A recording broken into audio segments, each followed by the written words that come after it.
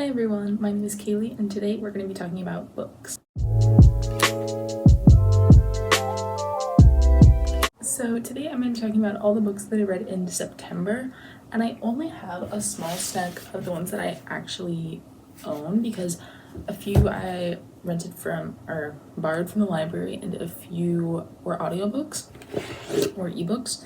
So the first one is Read at the Bone by Jacqueline Morrison, and this one is one of them that I borrowed from the library, so I don't have with me. So this story follows a few generations of one family. I don't remember anybody's name, so I'm sorry, but there's like the main character, a young girl, her mom, and then her grandma, so the mom's mom.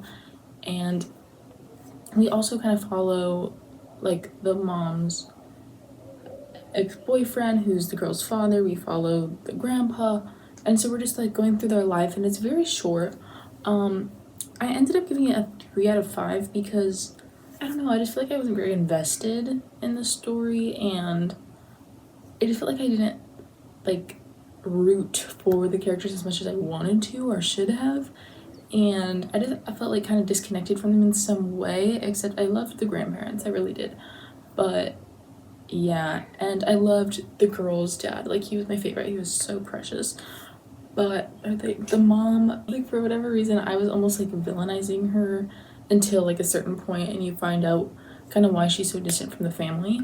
And I understood, but it's still like, girl, like I don't know, and also I feel like the story is weirdly kind of forgettable. Like it's written in this way that I felt I would really like because, you know, we get different perspectives where it's very short, it's very like to the point, but it was very memorable for me. Like talking about it now, I can't remember a lot of the scenes in it. So yeah, it was 3 out of 5. It wasn't bad, but it just wasn't great. The next book that I read is If Beale Street Could Talk by James Baldwin, and this one, it's funny because I kind of read them at the same time because it was like I started reading this book.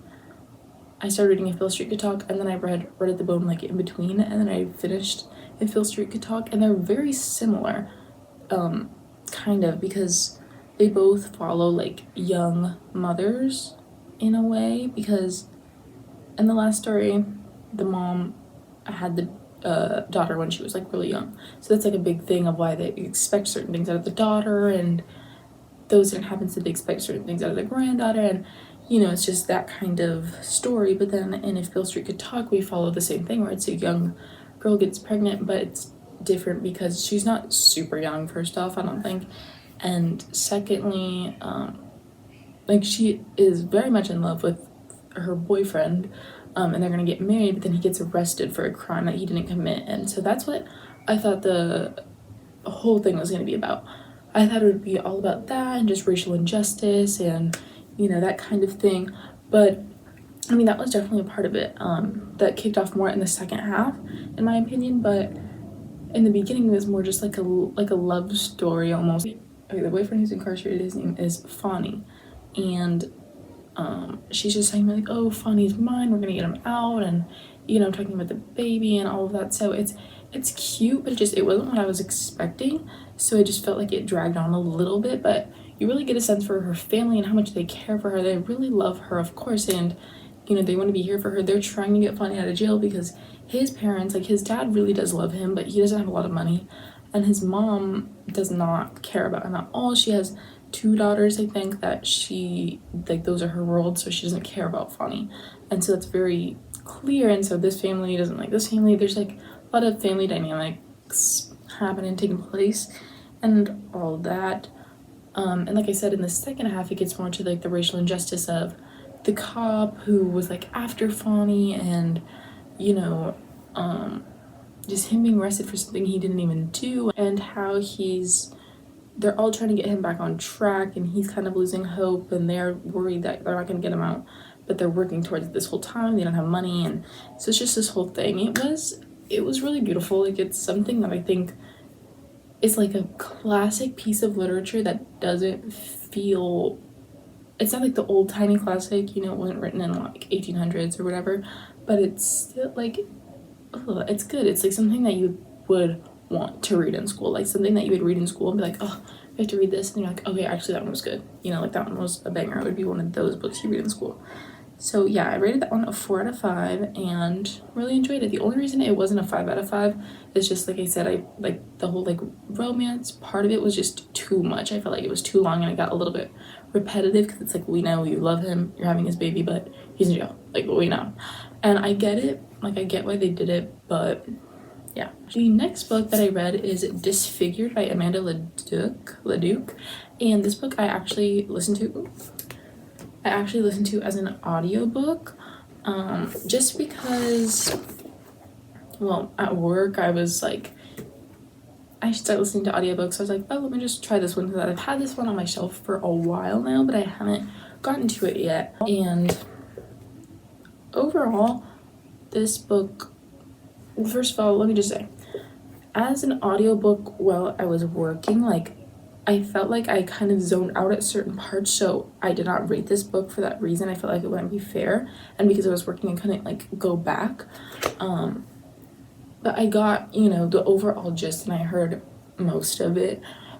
I also didn't rate it because I felt like it was very repetitive, but this could have just been because, like I said, I was zoning out at certain parts and wasn't completely like immersed in the stories. I just felt very repetitive, and I think that's because this is a short story collection about disabilities in fairy tales and how whether or not the fairy tales are actually showing or representing a disability, it kind of like implements these ideas in your brain of like, if you aren't like this, you are less than. Because, you know, she talks a lot about in fairy tales, like if something is wrong with the character, they either like are deemed as like unworthy and unlovable, or they get some kind of magic spell, or, you know, trade off something to become beautiful and perfect. And how that is bad, obviously, because in real life it doesn't work like that. Like, if you're born with a disability, you're not less than, but you're also not gonna magically become normal, you know? So the messages were beautiful, and like I think that they're very important, obviously. And honestly, it opened my eyes, because there's like a few things that I was like, oh yeah, like what I just described.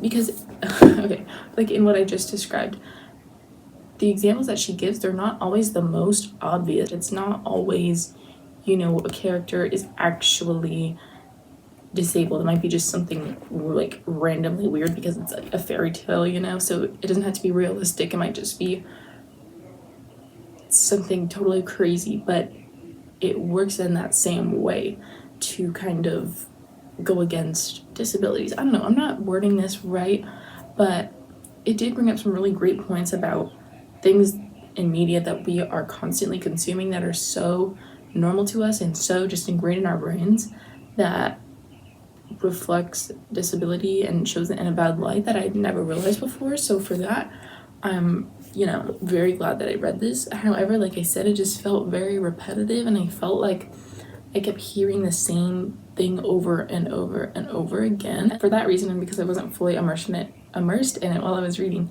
I didn't give this book a rating. And maybe one day I'll like go back and reread it just to see, and like read it with the actual book to see if my opinions change on it, or if I get more out of it, but I probably won't.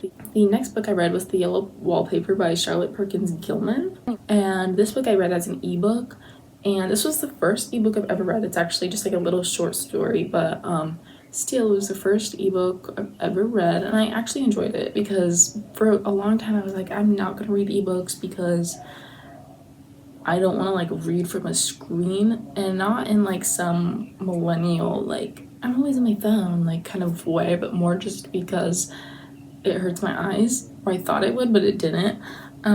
Anyway, this story was great. So it's basically about this woman, and I think the author is writing about herself and her own experiences, but it's like a fictionalized account of that. It came out in 1892, so it's much older, obviously, but it's about this woman who has a baby, and she has what we would now know as postpartum depression, but then they didn't know that, and they didn't know how to deal with it properly. So they basically prescribe to her to stay in one room and like never go out, never do anything. They say like just just rest, you know, don't do a single thing. And she's like, this doesn't feel good for me. Like, this feels terrible. Like, I want to leave. I want to see people. And, you know, she tells her husband, I want to go out. I don't know if this is working. And he's like, no, like, trust me, you just need to rest. Like, I can see you're getting better already. And she's like, okay. And all that she has in this room is the yellow wallpaper, which has this like weird design. And so as the story progresses, she's kind of becoming crazy, because she's trapped in this room and she's not receiving the proper care that she needs. And so she thinks she sees a woman trapped in the wallpaper, and it's basically about that and about her dealing with something that she doesn't know how to comprehend, because the people around her who are supposed to be, you know, the experts can't even comprehend it yet. So yeah, I really enjoyed it. It's super short, like I said. It's one that I would love to reread, honestly, just for fun, because it is so short, and I would highly recommend it to anybody. Yeah, that's pretty much all I have to say. I don't know if I already said, but I gave it a 4 out of 5 stars. The next book that I read is The Lovely Bones by Alice Sebold, and this I also borrowed from the library, so I don't have a physical copy. But let me just say, I first saw the movie like a little while ago, like a few years ago or something. I loved it. I love that movie. It's so good. Like, probably one of my favorite movies ever. I highly recommend you watch it. I think it's on Netflix, so you can go do that. But it basically follows this young girl who was kidnapped and murdered by her neighbor, and that's not like a spoiler. It happens like super early on, like that is the premise. And then she dies, and she's like a ghost in kind of this in-between spiritual world that they call like her own heaven, or the in-between. And she's watching her family mourn her loss and deal with, you know, her being missing, her being gone, and also like the people she was closest to, like not just her family, but this guy she liked, a girl in her town. And you're just watching all this, and you're also learning about him because, you know, he murdered her. But it's so good. And I will just say, in the movie, I think they took a lot of like creative choices which worked really well for the movie. Like, for it to be adapted into a movie, I mean, the book follows a much longer time span, which I think just wouldn't have played out well in the movie. And the movie is more like visually appealing, while the book is a little bit darker. But I really enjoyed both, and I think it really did an amazing job. In this, I rated it a 4 out of 5. I didn't give it a 5 out of 5 just because I saw the movie first, and I think the way that the book continues on for so long after the event, it's like a decade or something after that it goes into, and to me it just felt like I didn't need that. But it also could have been because I saw the movie first, and so I know like, oh, it ends here, so I don't need all this, you know. So I kind of wish I read the book first, but either way, it was still really good. I would really recommend it, because it's sad, because of course a young girl dying, and it affects the whole town. It affects obviously her family, it affects the people in her school. And while they don't know really what happened to her at first, and they're trying to figure out who it is, you see like how grief affects everybody differently. Like, the dad starts to go crazy, he's trying to look for answers, and everywhere he goes, the mom starts to kind of distance herself from her past self almost, and from the family, and she just doesn't know how to cope with everything. You know, she has a little brother, and he's too young to fully understand what's happening. But as he gets older, we see this anger that has kind of built in him from other events that happen after her death, and then she had a younger sister, but she kind of turns into this like machine of like, I'm not going to show any emotion, and I have to be tough for the family. And it's like, I feel like there's a lot more heart there, a lot more understanding for their feelings in the book than there is in the movie, but both are amazing. The next book I've read is one that I actually have with me, and that is The Bell Jar by Sylvia Plath. I have been wanting to read this for so long, because this is just such an iconic piece of literature. I feel like everyone that reads has read this, and so now I can check that off the box. This was amazing, of course. If you don't already know, it follows this one girl named Esther Greenwood, I think. Yeah, Esther Greenwood, and she is someone who you would, if you just looked at her, you'd be like, she has it all. Like, she's just one of those girls who gets not things handed to her, but when she applies for things, like, she gets them. So she does scholarships, she does these like things. It's not like a modeling agency, but it's kind of like an agency where these girls will apply, and if they get in, they go to like these parties and they could do these brand deals and whatever. And she's part of that, but she's never happy, and she's just like, no one understands, because they're like, you're just going crazy. Like, we don't know what to tell you. You're going crazy. We're gonna send you away. We don't know how to deal with you. And not even in a bad way. They're just like, we want the best for you, but we don't know how to handle this. So, you know, and obviously that's not the best solution, but that's what they think is. Anyway, she's so depressed, and it's just really good. And she, you know, goes on kind of a journey to multiple mental facilities.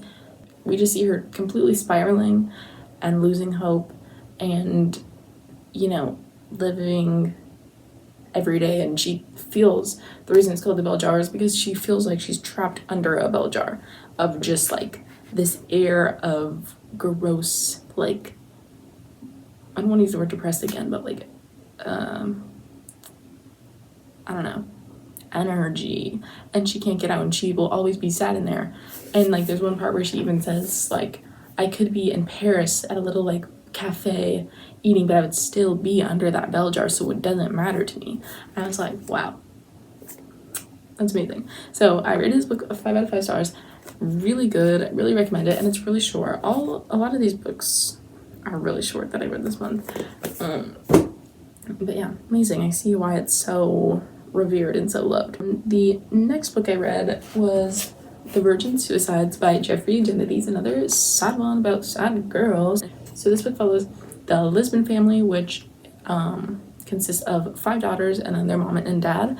And the story kicks off with the youngest of the daughters, named Cecilia. She commits suicide, and it really shakes the whole town. You know, everybody is like, why would she ever do such a thing? We know she was weird, but we didn't know this would ever happen.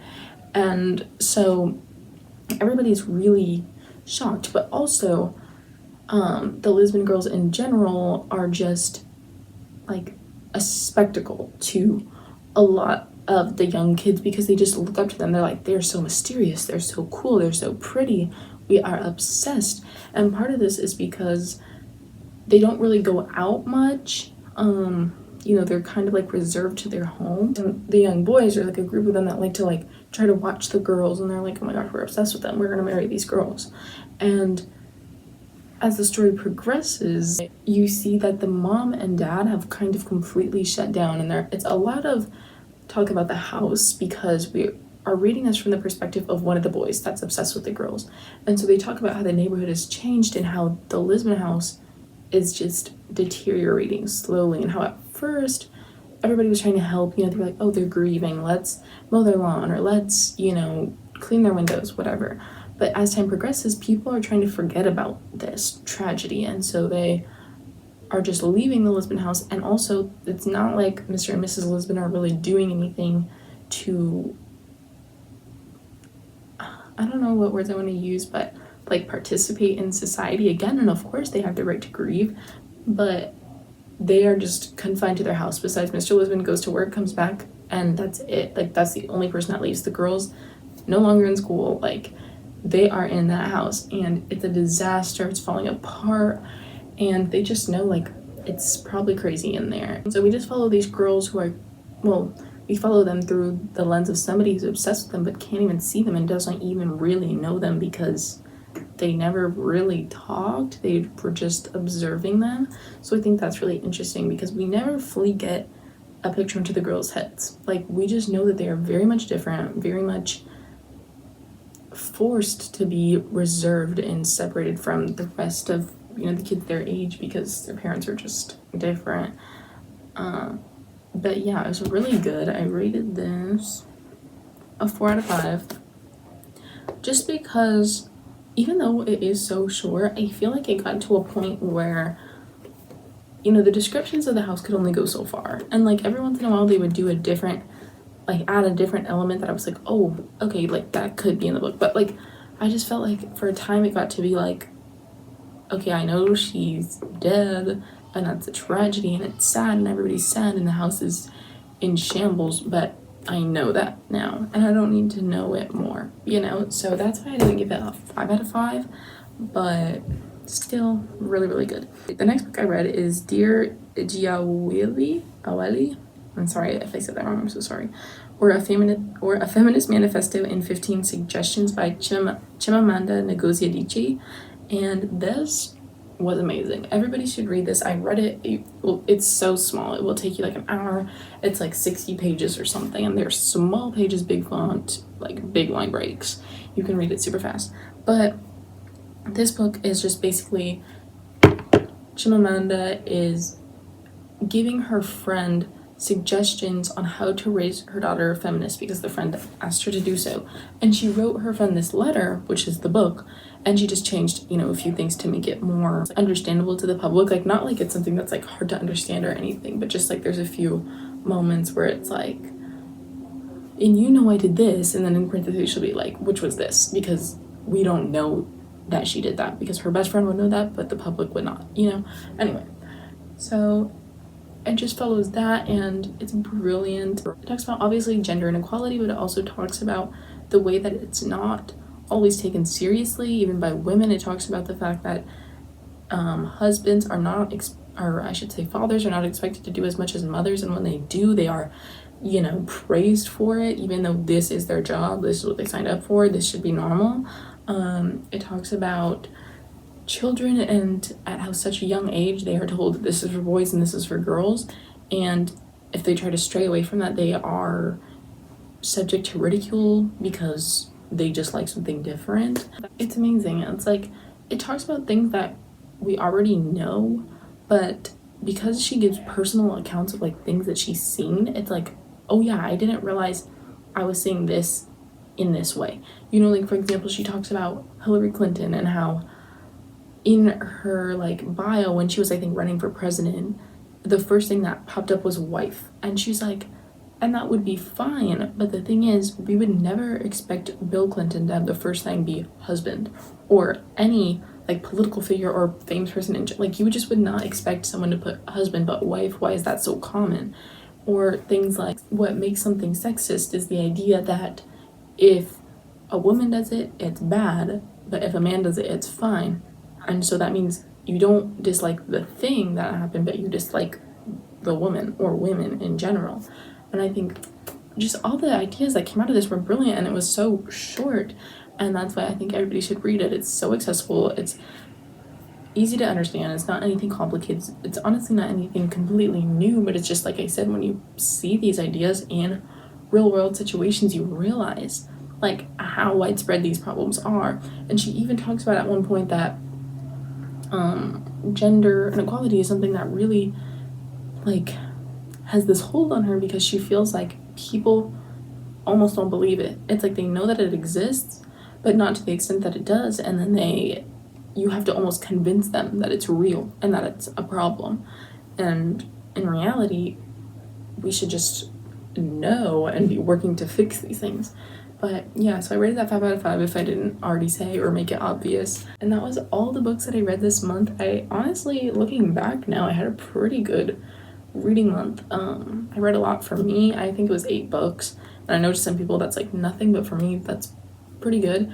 And yeah, so I had a really great time reading these books. If you've read any of them, let me know in the comments down below, and let me know what you thought of them. If you liked them, if you hated them, let me know. And yeah, I'll see you next time.